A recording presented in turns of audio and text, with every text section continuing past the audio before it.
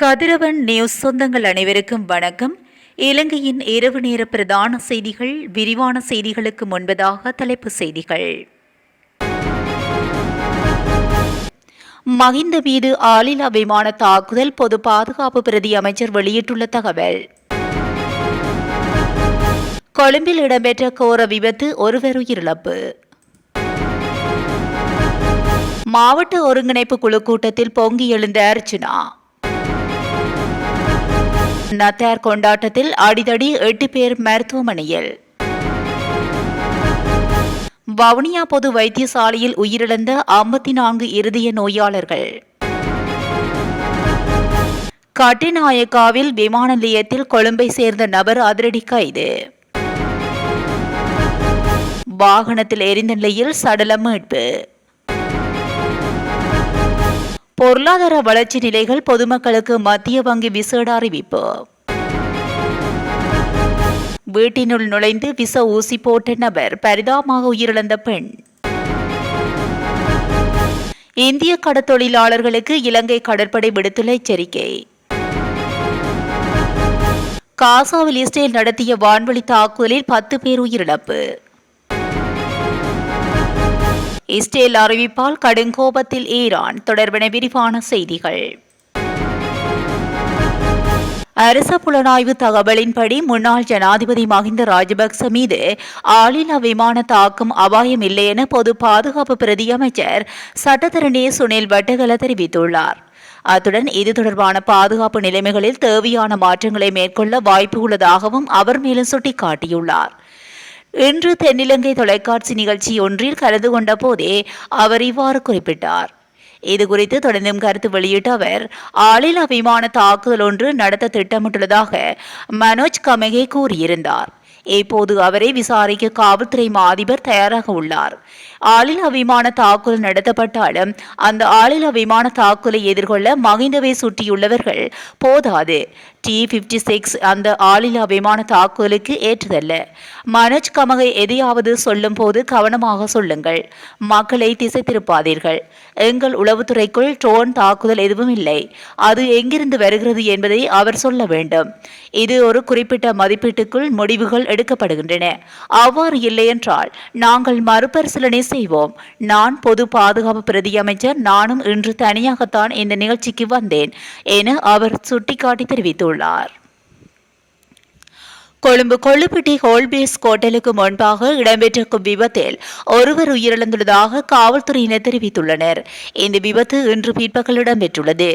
தனியார் பேருந்து மற்றும் மோட்டார் சைக்கிள் ஒன்றுடன் ஒன்று மோதி இந்த விபத்து இடம்பெற்றுள்ளது என காவல்துறையினர் தெரிவித்துள்ளனர். விபத்தின் போது மோட்டார் சைக்கிளின் சாரதி பேருந்துக்கு அடியில் சிக்கி சம்பவ இடத்திலேயே உயிரிழந்துள்ளார். விபத்து தொடர்பில் மேலதிக விசாரணைகளை காவல்துறையினர் மேற்கொண்டுள்ளனர். கிளிநொச்சி மாவட்ட அபிவிருத்தி ஒருங்கிணைப்பு குழு கூட்டமானது இன்று இடம்பெற்றது. குறித்த கூட்டத்தில் இலங்கை பனை அபிவிருத்தி சபையின் தலைவர் சகாதேவனுக்கும் நாடாளுமன்ற உறுப்பினர் ராமநாதன் அர்ச்சனாவுக்கும் இடையே கருத்து மோதல் ஏற்பட்டுள்ளது. இதன்போது சகாதேவன் அர்ச்சனாவை பார்த்து, நாடாளுமன்ற உறுப்பினர் போல இல்லாமல் நீங்கள் ஏன் பைத்தியக்காரத்தனமாக பேசுகின்றீர்கள் என தெரிவித்துள்ளார். அதற்கு வாயை மூடுங்கள் என அர்ச்சனா ஆங்கிலத்தில் தெரிவித்த நிலையில், இதன்போது குறிப்பிட்ட தம்பிராசா ஒரு நாடாளுமன்ற உறுப்பினர் மக்களால் தெரிவு செய்யப்பட்டவர் என்று எல்லாம் கூற முடியாது, எங்கே அதிகாரிகள் தான் உள்ளார்கள் என அவர் தெரிவித்துள்ளார்.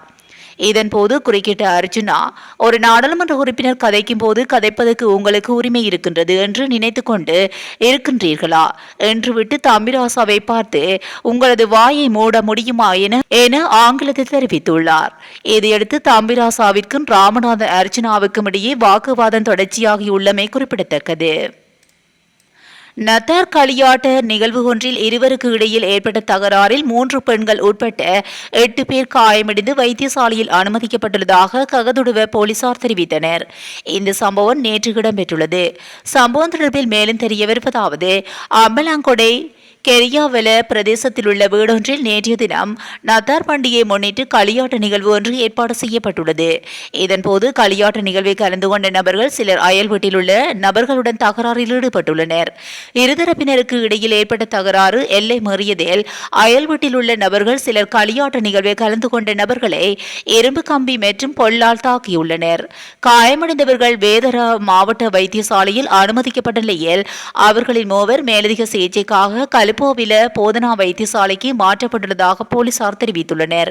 சம்பவத்தில் பொல்கஸ் சோவிட்ட அம்பலாங்கொடை மற்றும் கமத்தவத்த வீதி ஆகிய பிரதேசங்களில் வசிக்கும் 18 முதல் 36 வயதுக்குட்பட்டவர்களே காயமடைந்துள்ளனர்.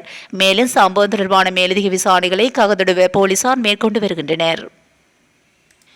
வவுனியா பொது வைத்தியசாலையில் 2024 ஆண்டில் மட்டும் இருதய சத்திர சிகிச்சை செய்ய முடியாத காரணத்தினால் 54 இருதய நோயாளர்கள் உயிரிழந்துள்ளதாக வைத்தியசாலை தகவல்கள் தெரிவிக்கின்றன.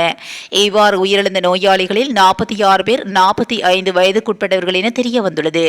இது தொடர்பில் மேலும் தெரிய வருவதாவது, வவுனியா பொது வைத்தியசாலையில் இருதய சிகிச்சை பிரிவு மற்றும் இருதய நோய் வைத்தியர் ஒருவரும் உள்ள போதிலும் போதிய பயிற்சி பெற்ற வைத்தியர்கள், தாதியர்கள், பணியாளர்கள் மற்றும் உபகரணங்கள் இல்லாத காரணத்தினால் இருதய நோய் சிகிச்சை தேவைப்படும் நோயாளிகளை யாழ்ப்பாணம் போதனா வைத்தியசாலைக்கு மாற்ற வேண்டிய சூழ்நிலை காணப்படுகின்றது. சமீப காலமாக இருதய நோயினால் உயிரிழப்பவர்களின் எண்ணிக்கை நாளாந்தம் அதிகரித்து வரும் சூழல் உள்ளது. எனவே வவுனியா பொது வைத்தியசாலையில் பல கோடி ரூபாய் செலவில் இருதய நோய் பிரிவு ஒன்று ஆரம்பிக்கப்பட்டாலும் இதனை கண்டறியும் ஆஞ்சியோகிராம் பரிசோதனைக்கு தேவையான உபகரணங்கள் வவுனியா பொது வைத்தியசாலைக்கு வழங்கப்படவில்லை. இந்நிலைமையினால் நோயாளர்கள் யாழ் போதனா வைத்தியசாலைக்கு செல்ல வேண்டிய நிலை ஏற்பட்டுள்ளதோடு சகல சத்திர சிகிச்சைகளையும் யாழ்ப்பாணம் போதனா வைத்தியசாலையிலேயே மேற்கொள்ள வேண்டியுள்ளது. சட்டவிரோதமான முறையில் ஹுஸ் போதைப் பொருளை இலங்கைக்கு கொண்டு வந்த பயணியொருவரை விமான நிலைய சுங்க அதிகாரிகள் கைது செய்துள்ளனர். காட்டுநாயக்க விமான நிலையத்திலிருந்து வெளியேறும் போதே குறித்த சந்தேக நபர் கைது செய்யப்பட்டுள்ளார். இந்த கைது நடவடிக்கையின் போது சுமார் 4,88,80,000 ரூபாய் பெறுமதியான குஸ் போதைப் பொருள் கைப்பற்றப்பட்டுள்ளது. மேலும் இச்சம்பவத்தில் கொழும்பில் வசிக்கும் 30 வயதுடைய முச்சக்கர வண்டி சாரதியொருவரே கைது செய்யப்பட்டுள்ளதாக தெரிவிக்கப்பட்டுள்ளது. நேற்று முன்தினம் பிற்பகல் தாய்லாந்தின் பேங்காங்கிலிருந்து கட்டுநாயக விமான நிலையத்தை இவர் வந்தடைந்துள்ளார். அவர் கொண்டு வந்த பயண பொதியில் 40 கிலோ 388 கிராம் குஷ் என்ற போதைப் பொருள் தொகையை 5 பொதிகளில் மறைத்து வைத்திருந்த நிலையில் குறித்த நபரை விமான நிலைய சுங்க அதிகாரிகள் கைது செய்துள்ளதாக தெரிவிக்கப்படுகின்றது. கைப்பற்றப்பட்ட குஷ் என்ற போதைப் பொருளை மேலதிக விசாரணைகளுக்காக கட்டுநாயக்க விமான நிலைய போலீஸ் போதைப் பொருள் ஒழிப்பு பணியக அதிகாரிகளிடம் ஒப்படைக்க நடவடிக்கை எடுக்கப்பட்டுள்ளது. கொலை செய்யப்பட்டிருக்கலாம் என சந்தேகிக்கப்படும் சடலம் ஒன்று வாகனம் ஒன்றுக்குள் போடப்பட்டு எரிக்கப்பட்டுள்ள சந்தேகத்துக்கிடமான சம்பவம் ஒன்று பதிவாகியுள்ளது. கபரணை பொலனறுவை பிரதான வீதியின் 38 கிலோமீட்டர் இடையில் இந்த வாகனம் தீயில் எரிந்து நாசமாகியுள்ளது. வாகனத்தில் இருந்து எரிந்த நிலையில் சடலம் ஒன்றை மின்னேரியா போலீசார் கண்டெடுத்துள்ளனர். நேற்று இரவு 10 மணியளவில் இந்த தீ விபத்து இடம்பெற்றுள்ளதாகவும் தீப்பரவும் போது வேறு யாரும் அங்கு இருக்கவில்லை எனவும் போலீசார் தெரிவித்தனர். கொல்லப்பட்ட ஒருவரது சடலத்தை வாகனத்தில் இந்த பகுதிக்கு கொண்டு வந்து வாகனத்துக்குள் போட்டு தீ வைத்து எரித்திருக்கலாம் என போலீசார் சந்தேகிக்கின்றனர். எரிந்த வாகனம் கெப் வாகனமும் கொழும்பு பிரதேசத்தில் வசிக்கும் ஒருவரின் பெயரில் பதிவு செய்யப்பட்டுள்ளதாக கண்டறியப்பட்டுள்ளது. பெருந்தொகையான மக்களுக்கு பொருளாதார வளர்ச்சி பற்றிய தகவல்கள் கிடைக்காமை அவதானம் செலுத்த வேண்டிய பிரச்சனையாக அங்கீகரிக்கப்பட்டுள்ளதாக மத்திய வங்கியின் ஆளுநர் நந்தலால் வீரசிங்க தெரிவித்துள்ளார். பல்வேறு நிதி மோசடிகள் குறித்து ஊடகவியலாளர் சந்திப்பில் கேட்கப்பட்ட கேள்விகளுக்கு பதிலளித்த போதே அவர் இதனை கூறியுள்ளார். மேலும் கருத்து தெரிவித்த அவர், வெளிநாடுகளில் வட்டி வீதங்கள் 2 வீதமாக குறைந்துள்ளது. அந்த நாடுகளில் உள்ள சேமிப்பாளர்கள் வட்டி வருமானத்தின் அடிப்படையில் தமது அன்றாட தேவைகளை தீர்மானித்ததில்லை. பொருளாதாரம் தொடர்பில் இலங்கை மத்திய வங்கி எடுத்துள்ள பல்வேறு தீர்மானங்கள் சிங்கள மற்றும் தமிழ் மொழிகளை மாத்திரம் பேசும் மக்களை சென்றடைவது குறைவாக உள்ளது. எனவே மேலும் கடவுச்சொல் மற்றும் ஓடிபி குறியீட்டை மற்றவர்களுடன் பகிர்ந்து கொள்வதில் சிக்கல் உள்ளது. அது குறித்து மக்கள் விழிப்புடன் இருப்பது அவசியம் என்று குறிப்பிட்டுள்ளார். 70 வயது பெண்ணொருவர் விச ஊசி போட்டு கொல்லப்பட்ட சம்பவம் தொடர்பில் தெக்வெல்ல காவல்துறையினர் விசாரணைகளை ஆரம்பித்துள்ளனர். காணி தகராறு தொடர்பான நீதிமன்ற வழக்கின் பின்னணியில் இந்த மரணம் சந்தேகத்துக்குரியது என உயிரிழந்த பெண்ணின் உறவினர்கள் குற்றம் சாட்டியுள்ளனர். டெக்வெல்ல தெற்கு பகுதியில் உள்ள வீடொன்றில் வசிக்கும் 70 வயதுடைய திருமணமாகாத பெண்ணொருவர் விச ஊசியை உட்செலுத்தப்பட்டதாக கூறி மாத்தறை பதிகம வைத்தியசாலையில் டிசம்பர் 20ஆம் தேதி பிற்பகல் அனுமதிக்கப்பட்டுள்ளார். பின்னர் மாத்தறை மாவட்ட பொது வைத்தியசாலை மாற்றப்பட்டு அவர் அங்கு 4 நாட்களாக தீவிர சிகிச்சை பிரிவில் சிகிச்சை பெற்று வந்த நிலையில் நேற்று மாலை உயிரிழந்துள்ளார். வீட்டுக்குள் வந்த இனந்தெரியாத நபர் ஒருவர் விச ஊசி போட்டுவிட்டு தப்பி சென்றதாக அவரது உறவினர்கள் தெரிவிக்கின்றனர். சம்பவம் தொடர்பில் தெக்வெல்ல காவல்துறையினர் மேற்கொண்ட விசாரணைகளின் போது குறித்த வீட்டுக்கு அருகில் இருந்த சிசிடிவி கேமராவில் பதிவான காட்சிகள் ஆராயப்பட்டன. அதன்படி சம்பந்தப்பட்ட பெண்ணை சந்திப்பதற்காக ஒருவர் வீட்டுக்குள் நுழைவதை காட்டுகிறது. சில நிமிடங்களுக்கு பிறகு அடையாளம் தெரியாத நபரும் சம்பந்தப்பட்ட பெண்ணும் பீதியுடன் வீட்டை விட்டு வெளியே வருவதை கவனிக்கின்றார்கள்.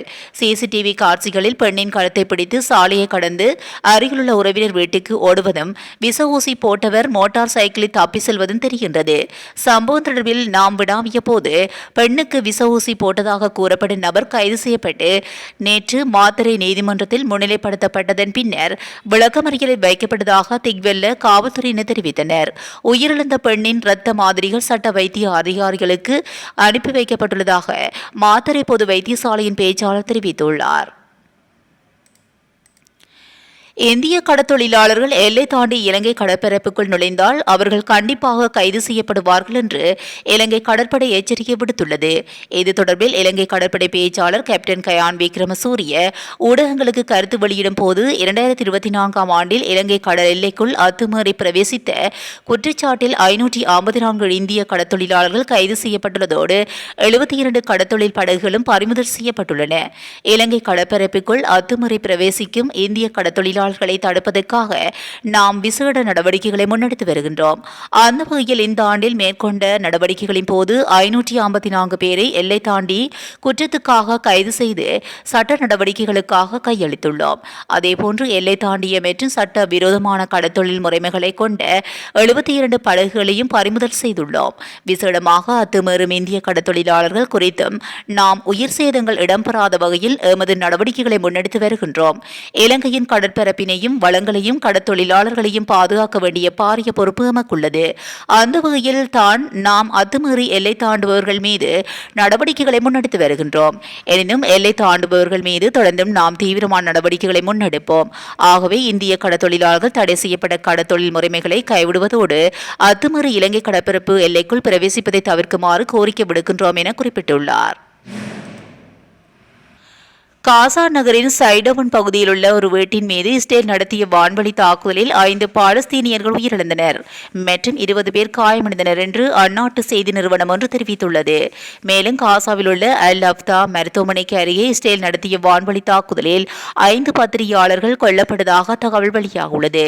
மருத்துவமனைக்கு அருகே நுசராத் அகதிகள் முகாமில் பத்திரிகையாளர்கள் படம் பிடித்துக் கொண்டிருந்த போது அவர்களின் வாகனம் மீது இஸ்ரேல் ராணுவம் வான்வழி தாக்குதல் நடத்தியதாக தெரிவிக்கப்பட்டுள்ளது. இதனால் காசாவில் இஸ்ரேல் நடத்திய வான்வழி தாக்குதலில் 10 பேர் உயிரிழந்ததாகவும் 20 பேர் காயமடைந்ததாகவும் அந்நாட்டு செய்தி நிறுவனம் தெரிவித்துள்ளது. காசாவில் போர் நிறுத்தத்துக்கான ஹமாஸின் பேச்சுவார்த்தை முயற்சிகளுக்கு தலைமை தாங்கிய இஸ்மாயில் ஹனியேவை ஜூலை 31ஆம் தேதி தாமே கொன்றதாக இஸ்ரேல் தற்போது ஒப்புக்கொண்ட நிலையில் இஸ்ரேல் மீது ஈரான் கடும் கோபத்தில் உள்ளது. ஹமாஸ் அமைப்பின் முன்னாள் தலைவர் இஸ்மாயில் ஹனியேவை இந்த ஆண்டு கொன்றது குறித்த ஒப்புதல் இஸ்ரேலின் வெட்கக்கேடான செயல் என்று ஈரான் கண்டனம் தெரிவித்துள்ளது. இந்த கொடூரமான குற்றத்துக்கு இஸ்ரேலிய ஆட்சி தனது பொறுப்பை வெளிப்படையாக ஒப்புக்கொண்டது என்று வெட்கக்கேடான செயல் என்றும் ஐக்கிய நாடுகள் சபைக்கான ஈரான் தூதுவர் அமீர் சயீத் இரவானே ஐநா பொதுச் செயலாளருக்கு எழுதிய கடிதத்தில் கூறியுள்ளார்.